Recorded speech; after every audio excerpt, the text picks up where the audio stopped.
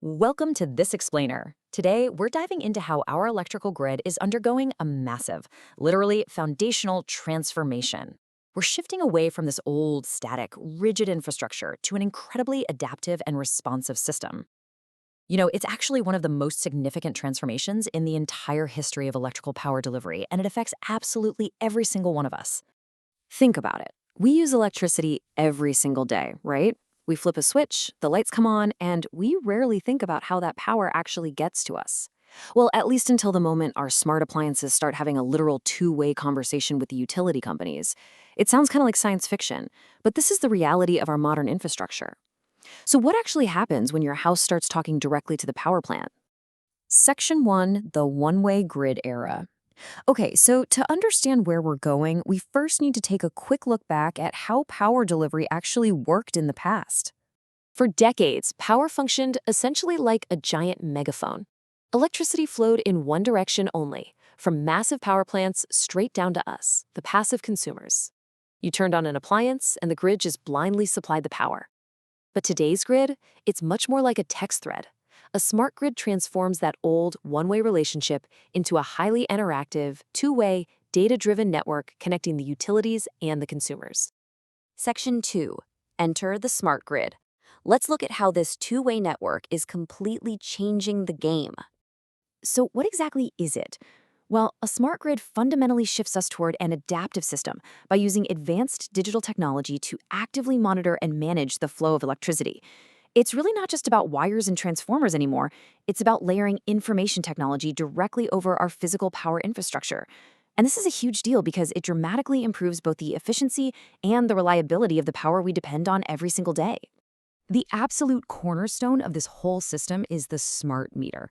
This foundational tech replaces those old, spinning analog meters you might remember clunking away on the side of your house with advanced digital devices. And these new meters report your electricity usage data in near real time.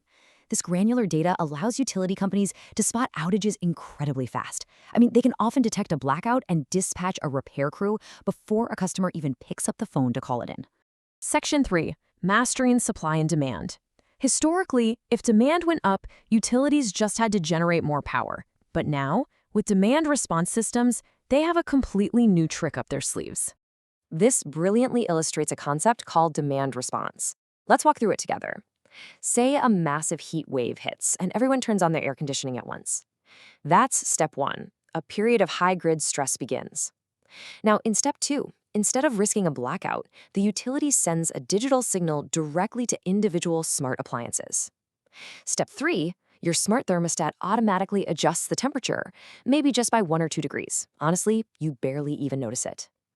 And finally, step 4. In exchange for helping out, you, the consumer, get a reduced electricity rate. The grid stays online and you save some cash. A win-win, right? And hey, it's not just our homes participating in this. Massive industrial users play a huge role here too. In a demand response program, utilities can signal large factories or manufacturing plants to temporarily power down during periods of high grid stress. These industrial participants can earn significant financial incentives for temporarily reducing their electricity consumption when the grid needs it the absolute most. So the crucial point to take away here is that by intelligently reducing demand during these peak moments, we're solving a massive inefficiency. This flexibility reduces the need for utilities to build and maintain incredibly expensive backup power plants. Without demand response, those backup plants would just sit there, completely idle, for most of the year, just waiting for a few hot summer days. By managing demand instead, we save vast amounts of resources. Furthermore, this two-way intelligence solves a major physical problem we've had with renewable energy. See, traditional grids were built on a huge assumption that power only ever flows downstream from large plants.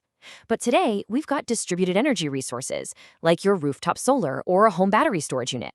When the sun is shining brightly, your house might actually generate way more power than it needs, sending that extra juice back upstream. A smart grid safely manages this bidirectional flow, totally preventing the severe voltage and stability problems that would definitely crash an older traditional grid. Section 4. Microgrids and grid resilience. Let's see how this intelligence builds really tough, self-healing networks. Modern grid automation features this incredible thing we call self-healing behavior. Imagine a tree falls on a power line. In the past, a whole huge neighborhood goes dark until a human literally drives out and flips a physical switch. Today, the grid detects the fault instantly and automatically reroutes power around the damaged area using alternative pathways. It does all of this without requiring any manual utility intervention, which dramatically reduces both the number of customers affected and the overall length of the outage.